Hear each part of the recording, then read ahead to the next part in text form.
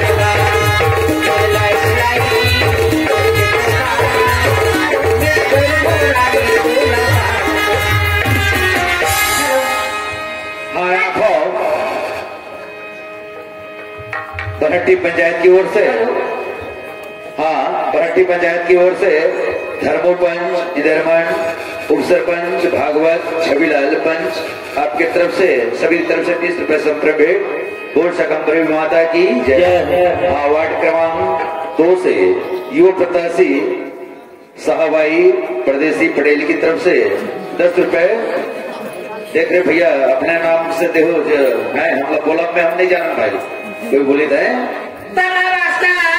और गणेशो पटेल आपके भी तरफ से 10 रुपए सत्र भेंट हो सका माता की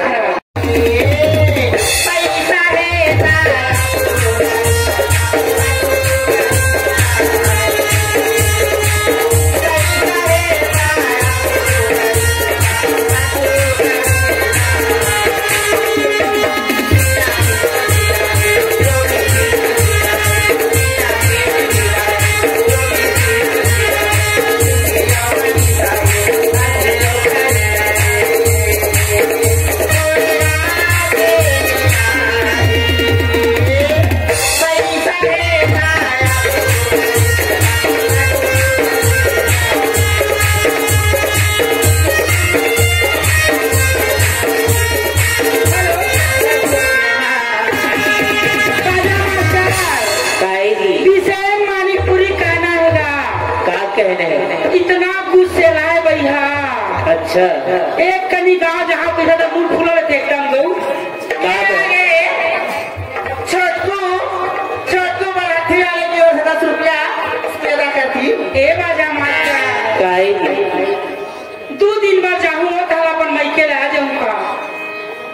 कर के नहीं भेजो कि नहीं भेजा कहाँ थे?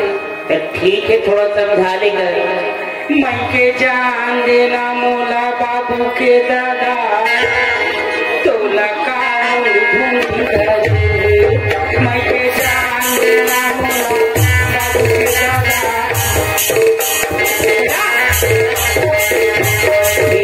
पर जाते मैंने टोनी के दाई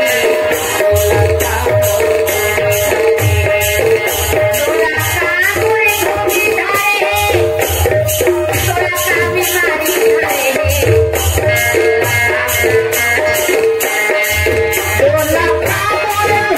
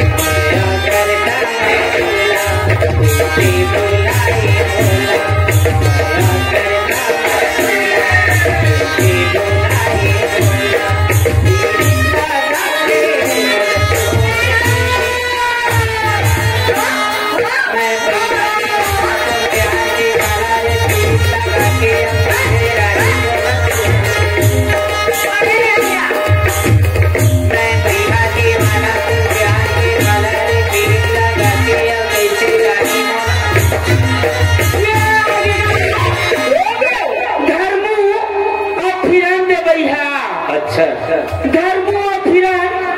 दोनों समझिएगा। दोनों समझी की ओर से डीसी का शानदार पुरस्कार अपने पार्टी को शुक्रिया अदा करती हूँ। भैया फरमाइश हो सुनाइए। आज रहते हो किसी गली में, आज रहते हो किसी क्या नाम है तुम्हारा, रहते हो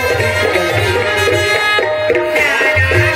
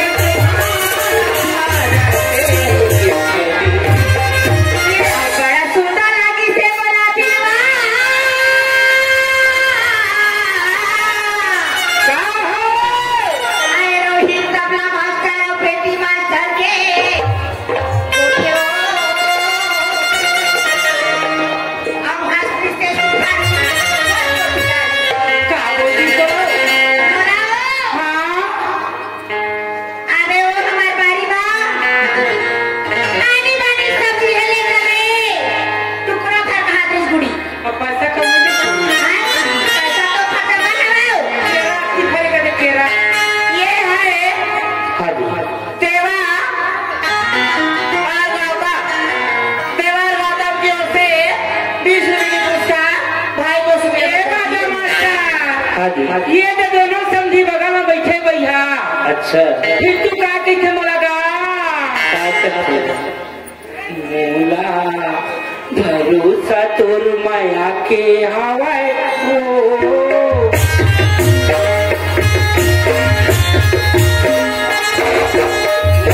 भरोसा तोर माया के हवाए मोला भरोसा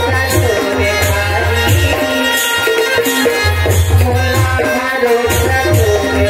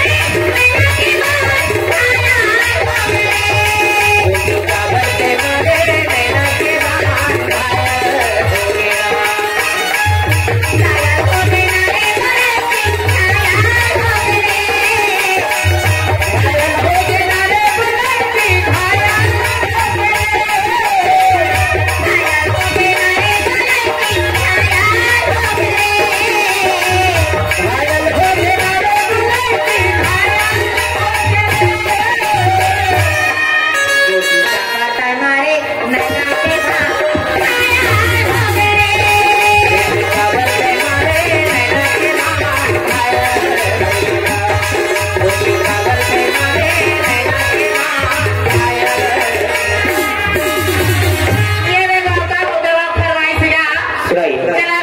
भरोसा तोरे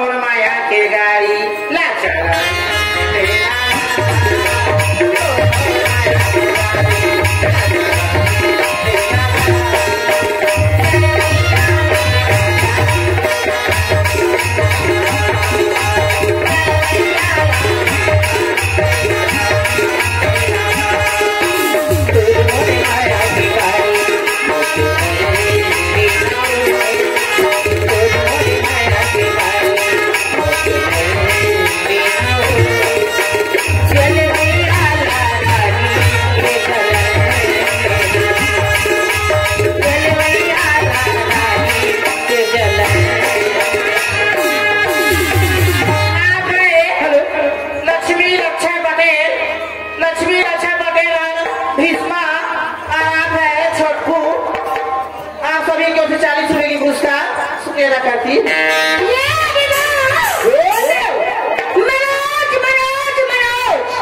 हाँ जी हाँ जी देख तो भैया कक्का बोले आएगा भंडार ले आएगा जी